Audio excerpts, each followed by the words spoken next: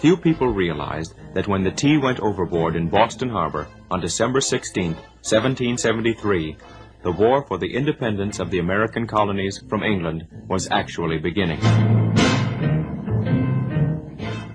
The Boston Tea Party aroused the anger of the stubborn, obstinate George III, who exclaimed, "Blows must decide.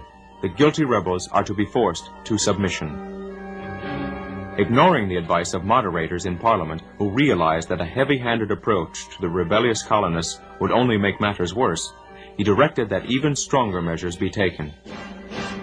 The following year, the port of Boston was closed to all commerce. Changes were also made in the government of Massachusetts, which practically put the colony under the direct control of the king. British troops were sent in and took control over the colony. The results of these events were the mobilization on the part of the colonists and the formation of a Continental Congress to attempt a peaceful reconciliation with the king. But as events unfolded, it became clear that it was an obstinate, proud king who refused to change with the times, and was completely inflexible with regard to his royal privileges, who would force them into either complete submission or open rebellion. By the spring of 1775, Massachusetts was practically in open rebellion. Every village green was a drill ground, every church a town arsenal. General Gage occupied Boston with 3,000 Boston regulars.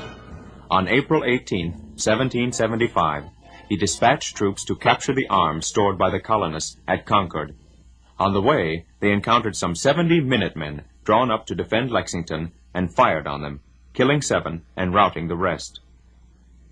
At Concord, however, the Americans changed tactics and attacked the British from hiding places, driving them back toward Boston. By the time they found shelter, nearly 300 had been killed. The War of the Rebellion had begun. For the next few months, the British increased their strength in Boston, and the colonies sent men to surround the city and keep the British army in one place. The attempt to break out resulted in the Battle of Bunker Hill, where over 1,000 British soldiers and officers were killed or wounded trying to drive the Americans back. The battle put an end to further offensive moves by General Gage. It was a victory for the untrained farmer troops, and all America took courage. Operating under the handicaps impaired by a Congress who feared a standing, powerful army, and therefore authorized only short enlistments, Washington was able to keep the British army in Boston, and on March 17, 1774, watched as the British soldiers boarded ships to leave, forever, the soil of Massachusetts.